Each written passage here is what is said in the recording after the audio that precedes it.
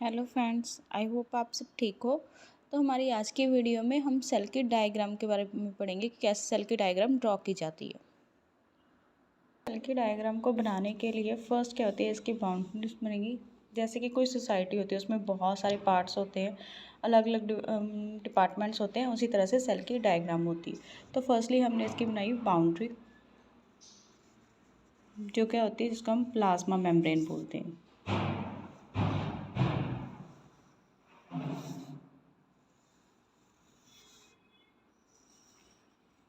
हो गया plasma membrane.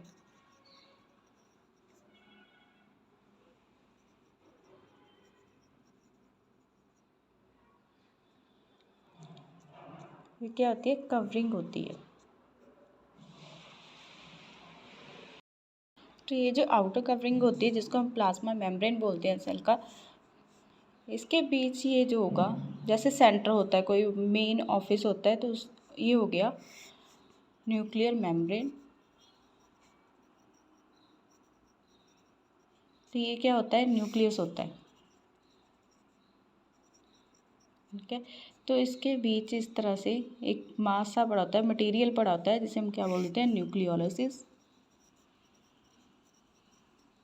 Then यहाँ पे इस तरह से, जैसे बहुत छोटे छोटे से ना कॉलोनीज हो, इसको हम बोल देते हैं क्रोमैटिन।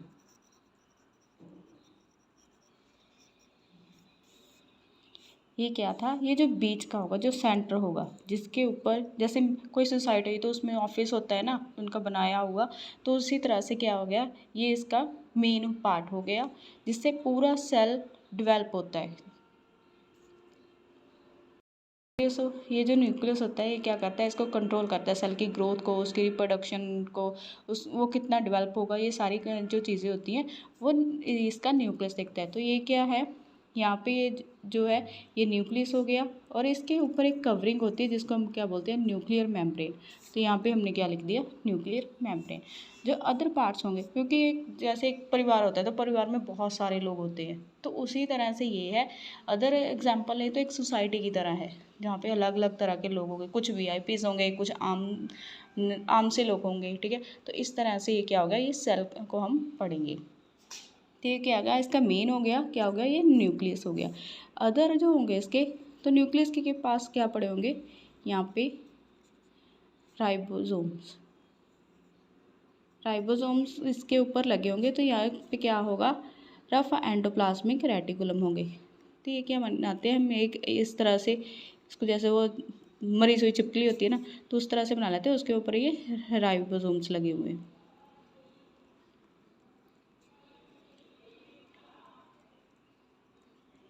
ये दोनों साइड प्रेजेंट हो गए। तो ये,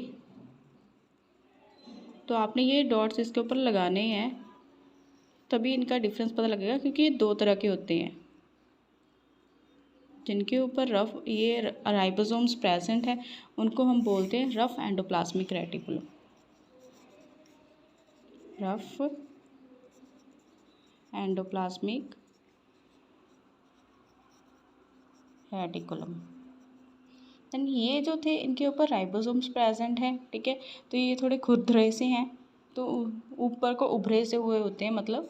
ठीक है, तो ये जैसे इनको अगर फील किया जाए, तो इनके ऊपर पता लगता है कि कोई चीज़ चिपकी हुई है। ठीक है, तो ये क्या होगी, रफ एंडोप्लाज्मिक रेटिकुलम। तो साथ में यहाँ पे स्मूथ पड़े होंगे। स्मूथ मीन्स आपको पता लग ही गया होगा कि उनके ऊपर राइबोसोम्स की प्रेजेंस नहीं होती।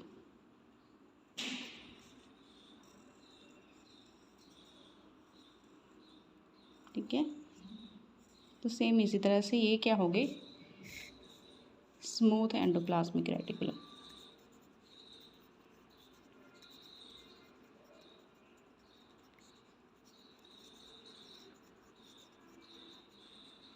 नाउ जो नेक्स्ट इसका पार्ट होगा, वो होगा गोल्गी कॉम्प्लेक्स बोल देते हैं, और गोल्गी एपरेटस भी बोल दिया जाता है।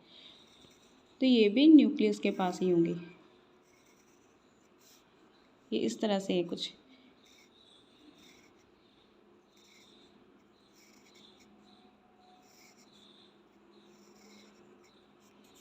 तो ये क्या है, दोनों के दोनों।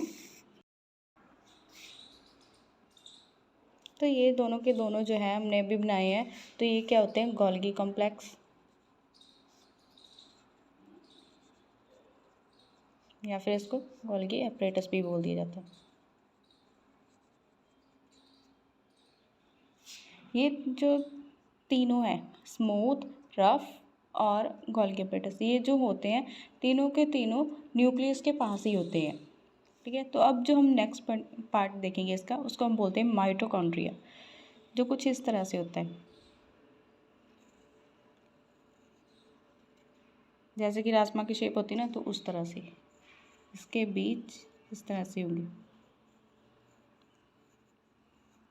ये प्रेजेंट होते हैं सेल्स में।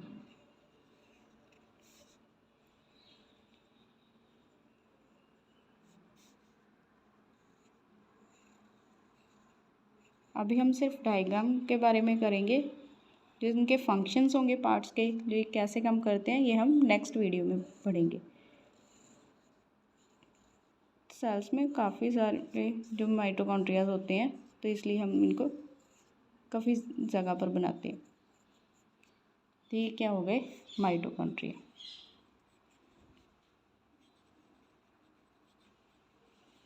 इनका काम होता है सेल में एनर्जी प्रोड्यूस करना। तो पूरे सेल में इस तरह से छोटे छोटे से हम डॉट लगाएंगे,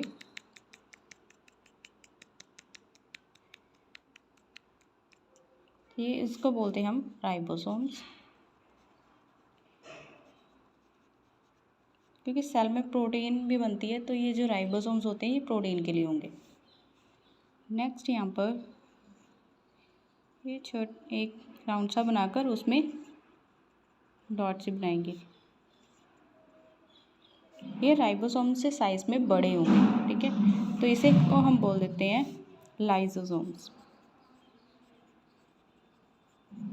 लाइसोसोम्स को सुसाइडल बैग्स भी बोला जाता है।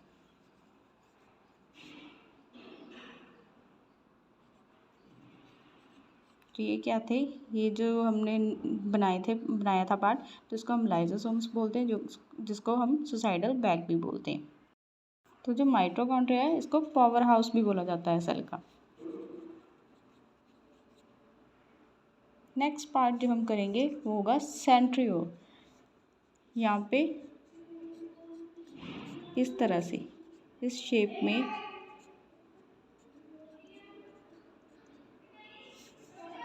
शेप में जो होंगे, इनको हम बोल देते हैं सेंट्रियोल्स, जो ट्यूब्स लाइक स्ट्रक्चर होता है इनका।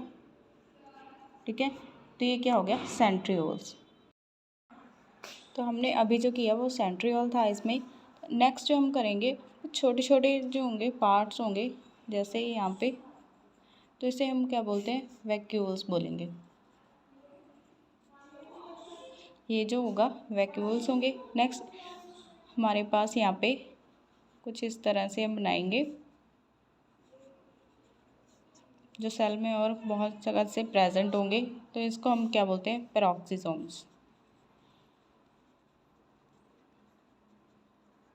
तो ये जो शेप है, वैक्यूल्स थोड़े बड़े होंगे, लेकिन ये जो पेरोक्सिसोम्स होंगे ये साइज़ में छोटे होते हैं। ठीक है, होते हैं लाइसोसोम्स की तरह ही है, लेकिन साइज़ में क्या होंगे, छोटे होंगे। नेक्स्ट ये पूरे के पूरे जो पार्ट्स हैं सेल के, तो सेल के अंदर पड़े हैं, तो इन्हें प्रोटेक्ट करने के लिए, इन्हें स्पेस देने के लिए, इन्हें मतलब एक दूसरे के, ये बिल्कुल एक दूसरे के पास ना आ जाए, या बिल्कुल एकदम से ब्रेक ना हो जाए, तो उससे प्रोटेक्ट करने के लिए पूरे के पूरे सेल के बीच में क्या होता है, एक फ्लूइड होता है, जिसको हम बोलते हैं साइटोप्लाज्म।